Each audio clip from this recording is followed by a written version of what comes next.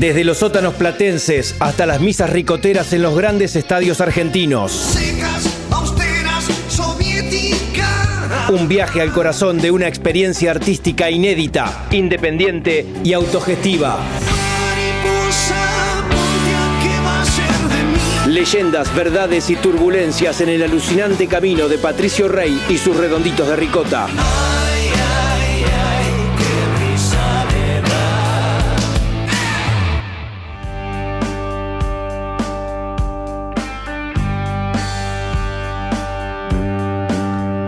El Mono Cohen fue uno de los que decidió permanecer radicado en La Plata y luego del suceso de Gulp volvió a ser convocado para la portada del nuevo disco.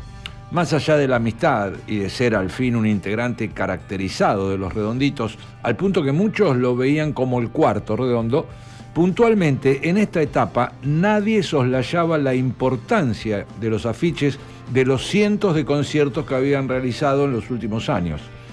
Esos trazos vigorosos, como de un Carpani Trash o un Bernie de cómic, fueron determinantes para cristalizar los perfiles legendarios de Patricio Rey. Yo pensé que todo esto iba a durar un par de meses. El planteo era, hagamos el próximo concierto y después vemos. Así pasaron los años, cuenta Rocambole. La iconografía fue a la par de la música, el plano de la garganta rasposa y la lírica potente del Indio, junto con las escalas orientales y los riffs sinuosos de Sky, se complementaban con las artes plásticas de Cohen. En octubre, esa integración funcionó como nunca. El proceso de composición del segundo disco de la banda no tuvo respiro. El Indio y Sky estaban conectados en una sintonía fina e inspirada y los vientos soplaban a favor. Gulp no solo vendió bien, sino que también colocó a una renovada oleada de seguidores. Conservaban el tufillo under y asomaban la cabeza en las grandes ligas. De alguna manera compartían espacio con Sumo. La banda de Luca Prodan también venía en ascenso y mostraba una impronta más punk, más exótica, más apolítica. Patricio Rey reunía a un público que aún en su heterogeneidad miraba la vida desde un prisma existencial. Muchos vislumbraban en las letras del Indio destellos de un vacío abismal, una filosofía de la desesperación, una ideología donde cabía el cinismo y el placer y también una decadencia. El apocalipsis que planteaban era finalmente político. Cerdos y Peces funcionaba como la revista que vibraba en la frecuencia de esos latidos. Y más que eso, la publicación ejercía una retroalimentación con el pensamiento de Patricio Rey. Era causa y consecuencia. Se observaba natural la inclusión de los textos del Indio en sus páginas, viñetas literarias que se pegaban codazos con columnas de olímpicos desconocidos como el Monstruo Punk, Veralán y otros. Solari estaba obsesionado con un proyecto literario que había titulado El Delito Americano, un relato en entregas que también publicó en la revista Fin de Siglo. Estos textos, en prosa, complementaban el universo poético de las canciones. Así escribía el Indio, por ejemplo, en el texto político ¿Cuánto te pagan por izar la bandera? Somos el miedo de los gobiernos que mienten en nombre de la verdad. El miedo del poder militar, económico y jurídico que impide la comunicación humana de pueblo a pueblo. Somos el miedo de la soberanía de los piratas del mundo que mutilan el estado de ánimo e impiden las emociones reveladoras. Somos el miedo del poder de los déspotas que reside en mecanismos impersonales. El miedo de las estructuras burocráticas que desalientan las conductas exploratorias. El miedo de las grandes fortunas que se robaron de los derechos naturales. El miedo de los centros de poder que amenazan con la destrucción total. El de esos varones sensatos y prácticos que desean dejar su huella en la historia y creen solamente en lo que pueden forzar y controlar. Somos el miedo de quienes nos adiestran a ser corteses cuando alguna institución nos pisotea. El miedo de quienes temen a los cambios pues su estatus depende de la rutina y del tiempo de otras personas. El miedo de las tecnologías caprichosas que nos obligan a valorarlas adoptando siempre sus supuestos básicos. Somos el viejísimo miedo agazapado en todos los rincones del imperio y estamos encantados, encantados.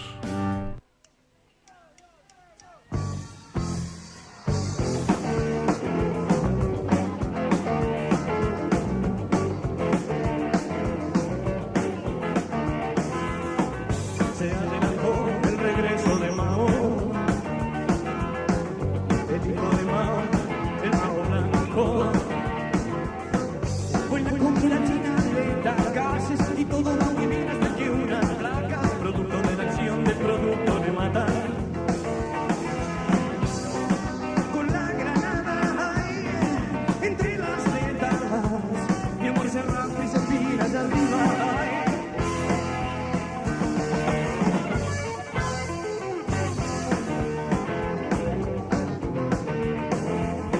Pobre nena rasgada de cutis blanco, otra vez se pescó el resfrío boliviano.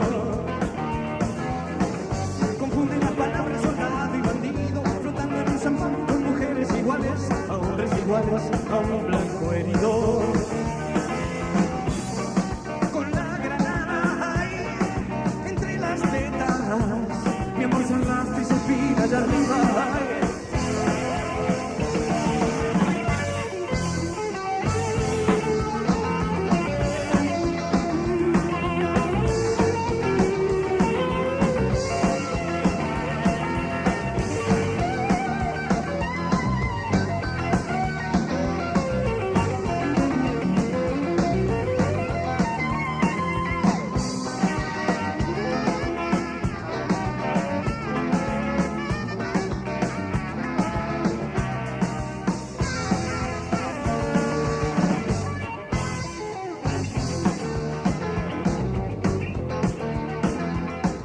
Calores, dragones, dragones fríos, quemando cohetes, fuegos de artificio. China significa reino del medio, sendero luminoso, la capitalina que adelantó el regreso de Mao. Con la granada ahí, entre las tetas, mi amor se arrastra y se pina allá arriba. Ay.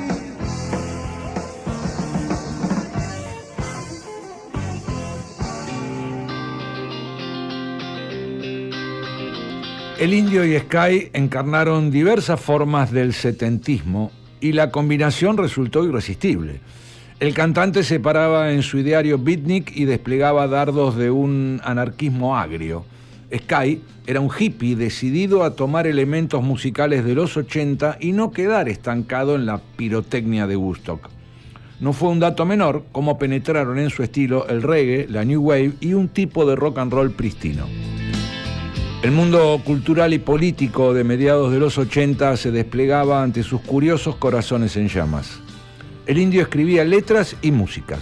Sky escribía músicas y pensaba arreglos, y cada tanto se juntaban para conciliar ideas. Algunas las plasmaron en maquetas que grabaron en la casa de Gonzo Palacios, el saxofonista que se había alejado de la banda 2 años atrás. Palacios recién se había divorciado y vivía en el caos total, en un departamento ubicado en Paraguay entre Montevideo y Rodríguez Peña. Sky y el Indio solían llegar munidos de sendas botellas de Fernet y Bitter que dejaban enfriar en la heladera y se zambullían en el estudio casero, un artefacto que Palacios le había comprado a Charly García, que se completaba con una caja de ritmos con micrófonos que le había prestado Andrés Calamaro y un efecto delay gentileza de Zeta Bosio. Tal era la diversidad que tenía el rock argentino de entonces, tal el roce social que cultivaba el Gonzo. Había también un bajo de 3 cuerdas que sonaba bastante bien y una guitarra eléctrica propiedad de Pipo Chipolati. En ese ambiente, la dupla trabajó sobre 2 canciones, Motorcico y Música para Pastillas.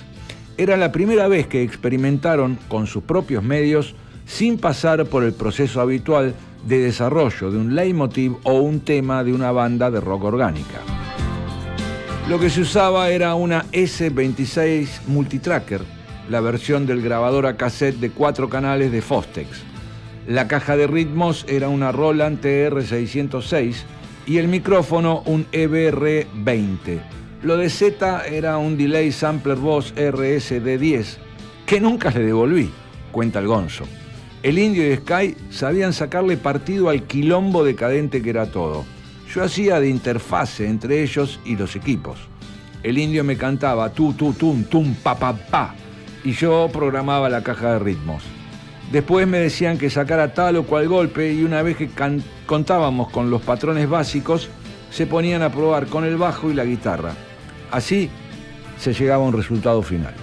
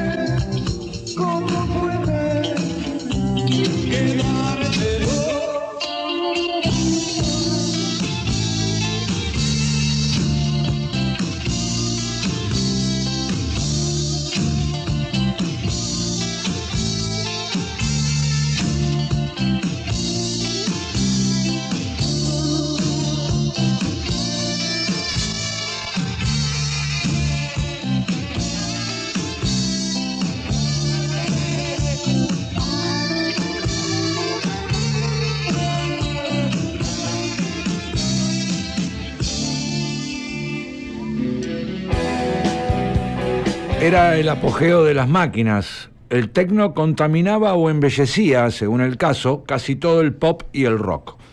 Los Redonditos se encontraron en una encrucijada. ¿Cómo conservar el glamour callejero y al mismo tiempo no reprimir las ganas de experimentar sonidos? La balanza se volcó hacia cierto clasicismo rock and rollero, pero las mentes estaban más abiertas que nunca.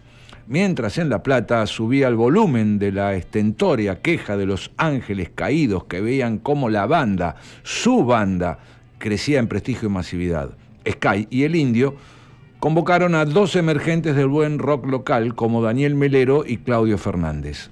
Melero venía de la banda Tecno Los Encargados y Fernández de Don Cornelio y la Zona, el poderoso grupo Revelación liderado por Palo Pandolfo, que irrumpió desde el oeste porteño para marcar en un lapso breve pero intenso el rock argentino de esos años, en un punto equidistante entre la sofisticación pop de Soda Stereo y el salvajismo de Sumo. Frecuente lector de la prensa extranjera, para enterarte qué va a pasar acá tenés que hojear al menos The New York Times, exageraba. El Indio observó con una lucidez lacerante cómo la Guerra Fría se disolvía en el espejismo de un pensamiento único. Pero observaba más, en su escritura urgente, maniobraba temas de actualidad y hundía las narices en un fresco cultural que iba a dominar la industria del entretenimiento de las próximas décadas. Se suele decir que Octubre, el disco que estaba terminando de definir en esa primera mitad de 1986, es conceptual. Sin embargo, no destacaba un eje, sino que el concepto aparecía nutrido por temáticas complementarias. Con pulso casi periodístico, vibraba el desastre nuclear de la planta atómica Chernobyl, Ucrania, entonces parte de la Unión Soviética, en pleno periodo de glasnost de Mikhail Gorbachev.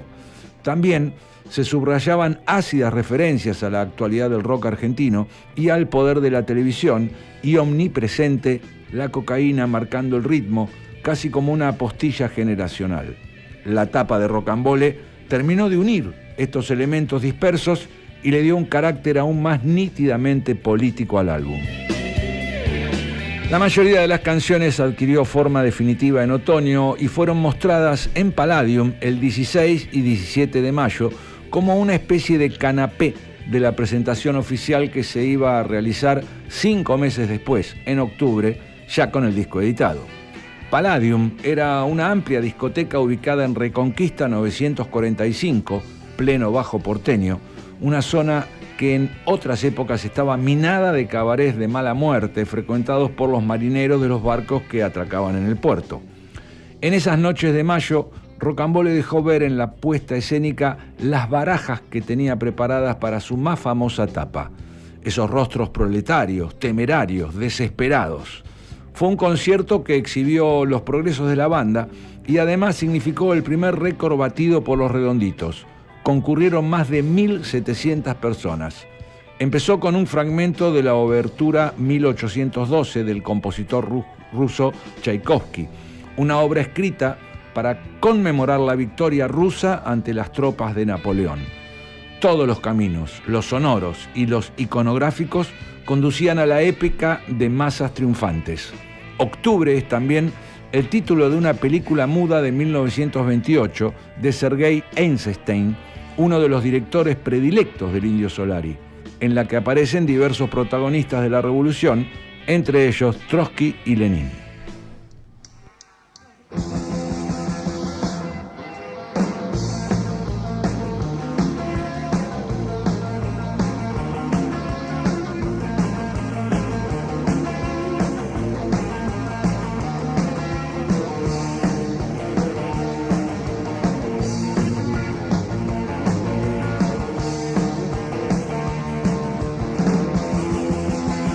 Y te deciré, me estoy por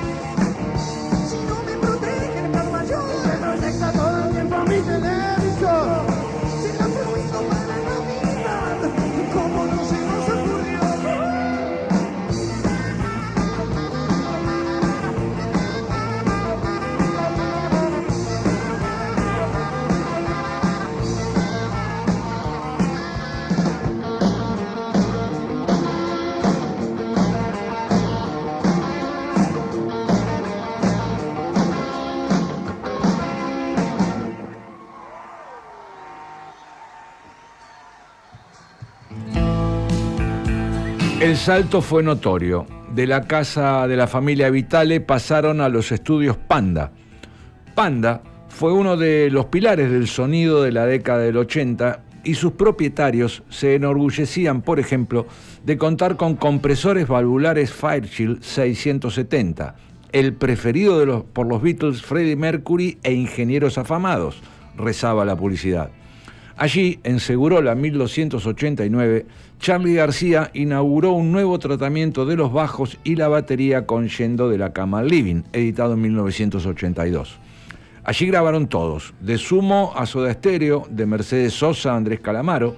Al reservar estudio en Panda, los Redonditos de Ricota sintieron que tocaban el cielo con las manos. Nunca lo confesarían. El ingeniero de sonido a cargo de la consola de los estudios Panda tuvo un rol fundamental. El Indio Solari le quemaba la cabeza de conceptos, pero él escuchaba con atención. Al fin y al cabo, el discurso siempre fue cautivante. Osbel Costa no tenía idea quiénes eran los Redonditos. Ni siquiera había escuchado Gulp. Tenía 24 años, era medio tiernito en el ambiente, venía de ser más que nada asistente de grabación y había trabajado en Music Hall y en Ion, en discos de Sass, de Virus y de Hit. Los mató a preguntas. ¿Qué sonido querían? ¿Qué esperaban de la grabación? ¿Cuáles eran las intenciones de la banda? Era un profesional 100%, muy atento, eficaz y gentil. Muchas madrugadas se quedaba conversando de Bueyes Perdidos con Solari. La grabación se hizo en sesiones entre las 10 de la noche y las 6 de la mañana. Al final de cada jornada, Sky y Poli lo acercaban en auto hasta su casa del barrio de Congreso. Los Redonditos no sabían bien qué sonido querían. Tenían muchos elementos a su disposición, pero carecían de los conocimientos para elegir con certeza. El Indio y Sky cortaron por lo sano. Vos hacé, y después nosotros vemos sobre lo hecho, le dijeron a Osbel. Y Osbel hizo. Tuvo algunas discusiones con algunos miembros de la banda, especialmente con Willy Crook, y sin sospecharlo, se puso al frente del sonido del que tal vez sea el disco más importante de la historia de la banda. La grabación se realizó sobre una cinta de 2 pulgadas con tratamiento totalmente analógico. Primero se grabó la música y al final el Indio metió las voces. Durante el proceso, Solari se quejaba de algunos golpes de batería de Piojo Ábalos. «Está fuera de tiempo», gritaba como el narcisista profesor de la película Whiplash, personificado por J.K. Simmons. Por su parte, Willy Crook insultaba por lo bajo a Osbel Costa, que, a tono con la época, había decidido usar de manera predominante el efecto conocido como reverb. No hubo nada digital, ninguna computadora, no existía. Todo lo que se escucha fue tocado. La mezcla también se hizo en cinta más chiquita de 1/4 de pulgada, cuenta Osbel Costa. Hubo 0 edición. Si alguien se equivocaba, se hacía todo de vuelta. El reverb es una cámara que se usaba mucho en la época, que le da cierta envoltura al sonido. A mí me parecía que quedaba bien. No recuerdo mayores objeciones. El Indio opinaba de todo, pero al final aceptaba lo que oía. El batero era el que menos jorobaba con el sonido. Efectivamente, los problemas que tuve con Willy Crook fueron por el efecto del reverb. Él se quejaba de mí y yo de él. A mí no me gustaba el sonido que él sacaba. Entonces entrábamos en conflicto. Hubiese sido fácil para mí sacar el reverb, pero creo que los discos tienen que tener un sonido determinado. Y yo eso lo mantuve, para bien o para mal. No volví a escucharlo, pero en general hablan muy bien de Octubre. Willy Crook tiene otra versión. Había 2 respuestas, sí o no. Pero el Indio era así. Para la grabación de Octubre yo tenía el material bien ensayado, había aprendido a tocar. Pero el reverb me desafinó los arreglos de saxo. Se lo dije a mi manera, diplomáticamente. Sacá ese efecto de mierda o te rompo el culo a patadas. Osbel me decía a todo que sí, y después hacía lo que él quería. Mis saxos deberían haber quedado más crudos y se escuchan totalmente pasteurizados. Para mí el artista es un tipo que hace 3 huevos fritos perfectos y el oyente es alguien que está sentado a la mesa con hambre. El sonidista es el mozo, que puede toser sobre la comida o la puede llevar con respeto y con la temperatura exacta. Es eso, un intermediario. que pueda arruinarte algo magnífico o mejorarlo. Aquí lo arruinó.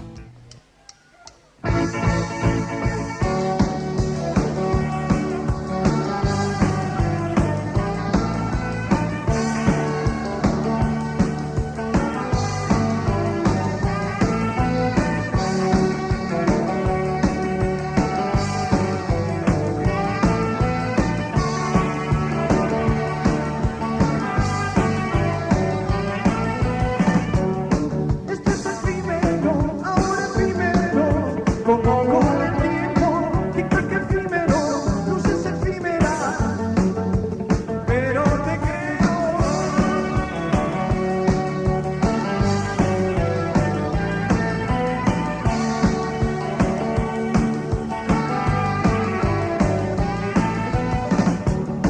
Es casi hipnótico el que no alcanza a andar, ni me moja el paladar, el ritmo efímero,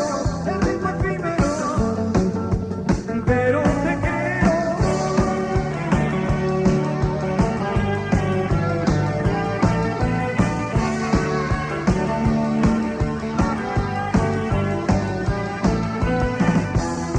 Un último secuestro, no. El de tu estado de ánimo, no. Tu aliento vas a proteger en este día y cada día.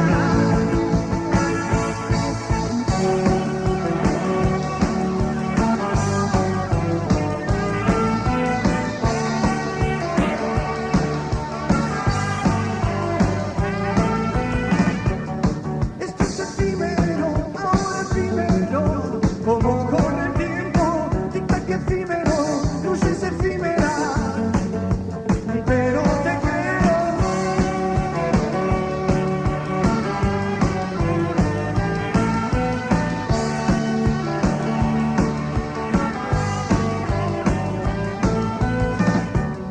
Es casi hipnótico el que no alcanza a andar, ni me moja el paladar, el grito efímero,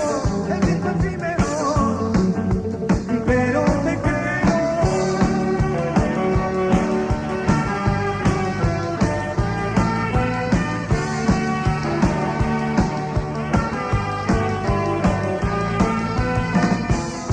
Un último secuestro, no. El de tu estado de ánimo, no. Tu aliento vas a proteger en este día y cada día.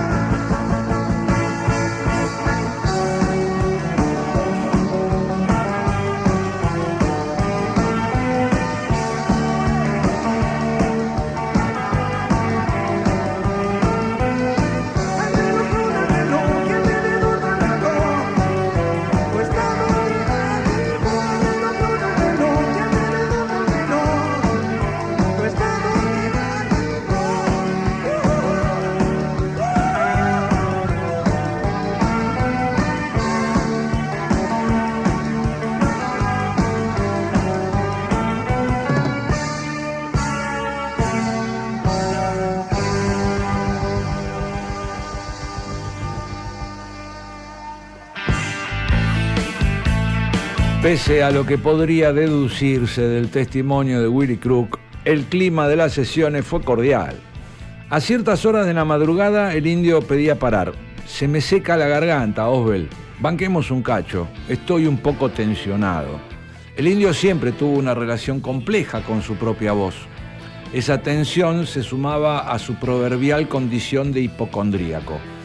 Dejaban de grabar y se quedaban conversando hasta que recuperaba lo que Solari definía como su gola cascada. Hablábamos de todo, de la banda, del rock en general, de política. Me dijo que tenía ganas de dejar de trabajar en el hogar de niños, que tenía que tomar la decisión, cuenta Osbel Costa. Y la tomó. A partir de octubre se dio cuenta de que el rock le pedía dedicación full time y no sin pena dejó su empleo en el hogar de niños. La melancolía duró poco. Estaba pasando un buen momento personal. en feliz pareja con Virginia y con una actividad intelectual intensa. Leía, discutía, elucubraba teorías, diversificaba amigos. Con el disco listo, Rocambole dio los últimos retoques a la ilustración de tapa. El concepto había surgido 2 meses atrás, luego de la escucha de algunos demos, durante una noche de Fernet en la que se aclararon puntos sobre qué se quería comunicar. Los Redonditos siempre tuvieron una política comunicacional, ya sea de prensa como de contenidos, muy eficaz. Tenían que decir y sabían cómo decirlo. El discurso hacía hincapié en evitar la televisión y las publicaciones que no fueran afines, pero eso no quería decir que no tuvieran conciencia plena del poder de los medios.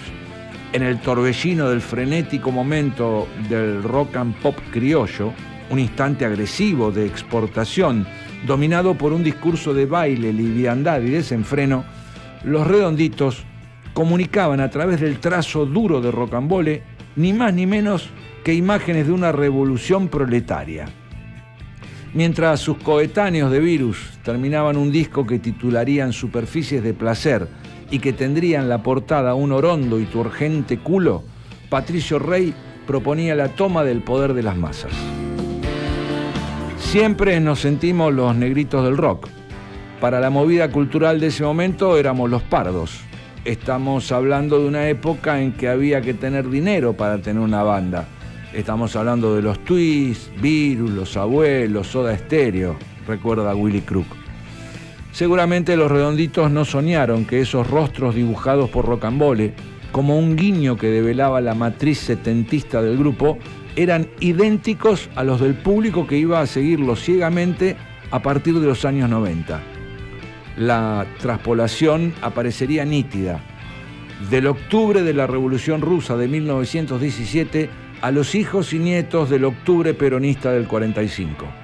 Del despliegue estético de una portada que finalmente forma parte del pop art a la verdad incontrastable de multitudes de chicos y chicas desechados por el sistema, escupidos por el menemismo, que vieron en los Redondos otra clase de poder, un poder confiable.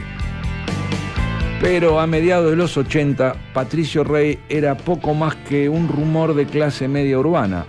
Para ciertos grupos sociales ocupaban el sitio de la banda que había que ir a ver. Lejos estaba de ser una moda pasajera o una impostura. En el caso puntual de Octubre, forma y fondo cuajaron y dieron lugar a una obra de una solidez extraordinaria. El impacto de la tapa estaba a la altura del nivel de las canciones. La imagen casi inadvertida entre la multitud del Che Guevara, esas banderas rojas, esa V invertida junto con la K que le otorgan un glamour bolchevique a la palabra Octubre. Mucha gente no se da cuenta del valor de una estética global en una muestra porque están acostumbrados a pensar que la estética es una frivolidad. Y la estética es el símbolo de lo que vas a decir, dice Indio Solari. En el reverso se ve la Catedral de la Plata en llamas, un símbolo revolucionario. Es un guiño a todas las propuestas libertarias. Parece la tapa de un libro anarquista. El disco entero gira en torno a las ideas de libertad y justicia. Imprimí en serigrafía y de acuerdo a las condiciones económicas que teníamos, hicimos todo artesanal. Hay un malentendido con el dibujo del puño y la cadena. Ese no formó parte de la tapa. Lo hice después para un aviso de un show para el diario Clarín. Me resultó raro ver mis obras en remeras y tatuajes. La gente se apropió de la estética de Octubre y está bien. Es emocionante saber que alguien quiere las obras que uno hizo o ver a los chicos pintando esas imágenes en las paredes o haciendo banderas. Es una forma de exponer mucho más vital que en una galería de arte, cuenta Rocambole. Lo primero que se escucha en el disco son explosiones. Durante más de 30 segundos detonan sonidos de revuelta y ya en esta canción, Fuegos de Octubre, queda en evidencia el carácter político del disco, desde una posición de cierta neutralidad crítica, apartidaria.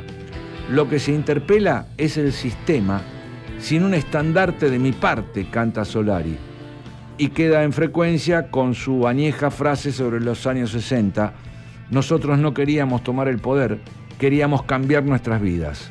Hay referencias a lo soviético y a la Guerra Fría. Referencias marcadas por las formas nunca exponenciales de la lírica, juntas definen una panorámica que se ve como esas películas en blanco y negro sobre la Segunda Guerra Mundial.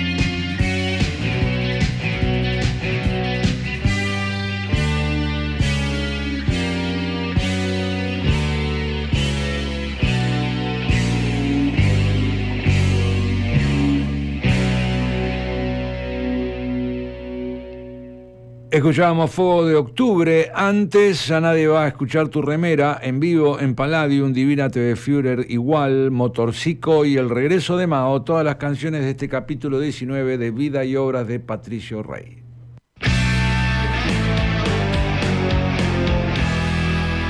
Producción y realización de Piloto de Prueba sobre textos del libro Los Redondos Fuimos Reyes de Mariano del Mazo y Pablo Perantuono.